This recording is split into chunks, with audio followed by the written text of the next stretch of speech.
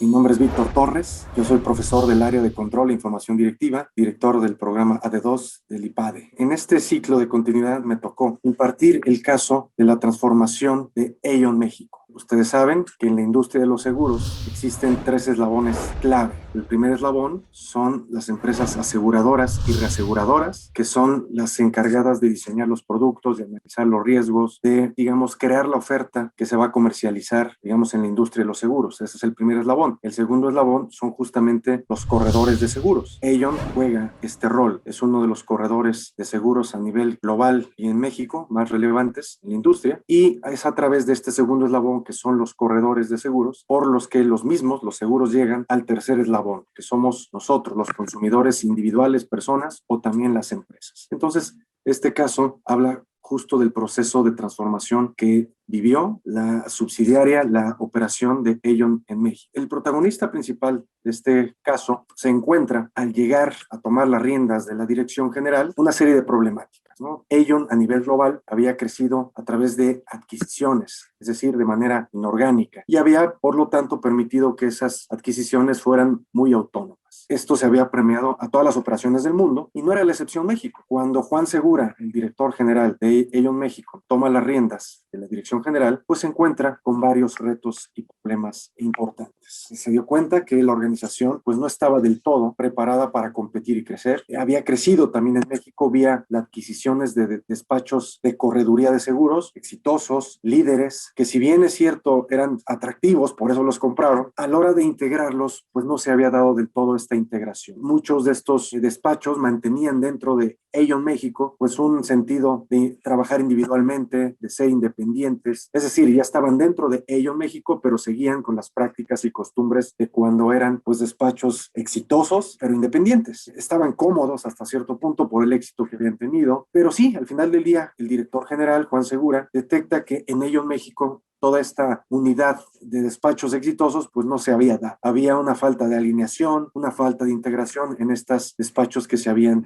agregado a la Operación México. También se encontró con un nivel de rentabilidad pues de los más bajos, es decir, concretamente era el nivel de rentabilidad más bajo de Latinoamérica, la Operación México, y apenas daba rentabilidades mínimas, las mínimas solicitadas, pero no más allá. En la parte comercial, los líderes de estos despachos que ahora estaban integrados en Aon México, pues seguían siendo los vendedores estrella, los que generaban las relaciones de alto nivel, los que asignaban cartera a sus ejecutivos, y esto, si bien, digamos, generaba ventas, no estaba exento de vicios, de cotos de poder, de mantener status quo, etcétera. Todo lo hacían todos, ¿no? Desde la prospección de clientes, la venta, la atención, el corretaje, el back office, lo hacía todo mundo, lo cual generaba un nivel de burocracia importante. No había segmentación, no había especialización en las actividades ni segmentación de mercado. Llegó un grado, y es increíble cómo a veces las organizaciones llegamos a descuidar aspectos como el siguiente. No sabían en Aon México con claridad pues, cuántos autos, cuántos edificios, cuántas empresas tenían aseguradas. El cliente, al final del día, no era el corazón de la actividad, no estaba en el centro. En la parte operativa había inconsistencias en sus políticas,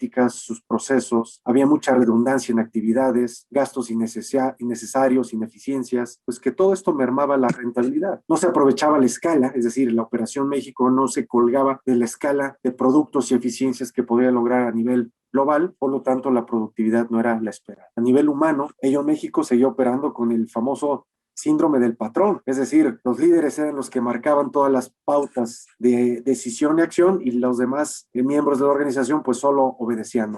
No se tenía bien identificado el talento, los puestos no estaban bien alineados y a nivel de entusiasmo, compromiso, colaboración, pues tampoco había del todo un buen engagement o un engagement óptimo. Había cierta falta de comunicación y llegó un momento en que el clima laboral, antes de que llegara Juan Segura, pues no era el óptimo.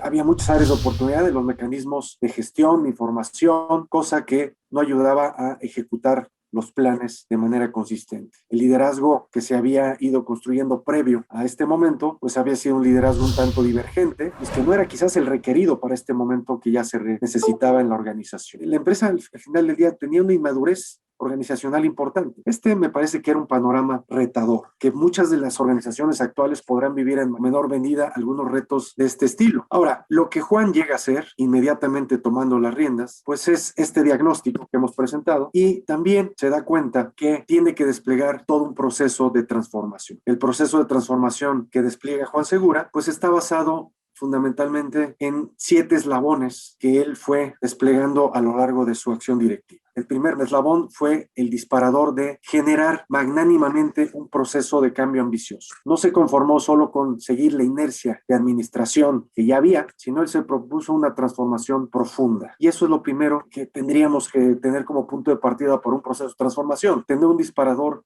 magnánimo, ambicioso, pensar en grande, no quedarnos con la inercia, sino pensar muchas veces en rediseñar las organizaciones. Estos procesos obviamente en ocasiones son a nivel de toda una empresa, pero también estos eslabones que mencionaré pueden aplicar a nivel de un área, un departamento o una unidad de negocios. El primer eslabón, búscate un disparador magnánimo, algo ambicioso. Segundo, analiza cómo está la brecha entre lo que quieres y lo que tienes. Es decir, de nada sirve querer algo magnánimo si hacia adentro no haces un análisis profundo de cómo estás tratando a tu cliente, cómo emites tus productos, cómo está el ambiente con tus colaboradores, qué talento tienes, qué talento hace falta. Y todos estos elementos pues te tienen que dar un claro análisis de cómo está parada la empresa. El tercer eslabón es, ahora sí, una vez que te propusiste una meta grande, motivadora y sabes dónde estás parado, has analizado toda la organización, ahora sí estás en posibilidades de crear. Y crear ya es ponerle pies y cabeza a la estrategia, al propósito, al plan de negocios, a cuáles son los aspectos donde vas a ir afinando la propuesta de valor, los productos, es decir, todos los elementos que engloban tu estrategia de empresa. El cuarto eslabón de los procesos de transformación pues tiene que ver con la comunicación. Ya que tienes la meta amplia, ya que analizaste cómo está la situación, ya que creaste el nuevo rumbo hacia dónde vas, comunícalo de manera clara, transparente, oportuna y sé un comunicador como líder de negocio,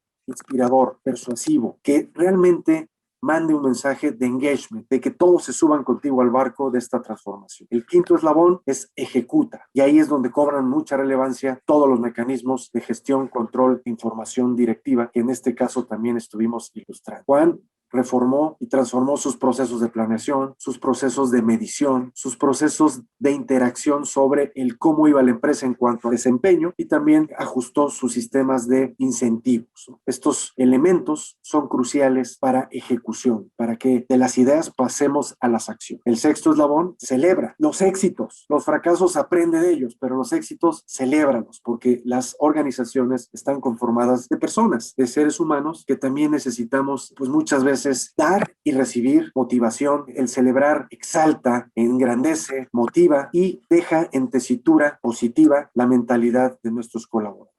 El último eslabón es evoluciona. Una vez que has completado este ciclo, magnanimidad en tu primer disparador, metas amplias, análisis de cómo estás, crear el nuevo rumbo, comunicarlo, tener los medios para ejecutarlo, celebrar los éxitos y aprender los fracasos, no te detengas, evoluciona, sigue adelante y vuelve a empezar. La evolución te va a empujar a buscar un nuevo disparador, una gran meta magnánima y vas a recorrer nuevamente todos los elementos que vimos a lo largo de esta charla y de lo que se trató el caso de la transformación de Aon.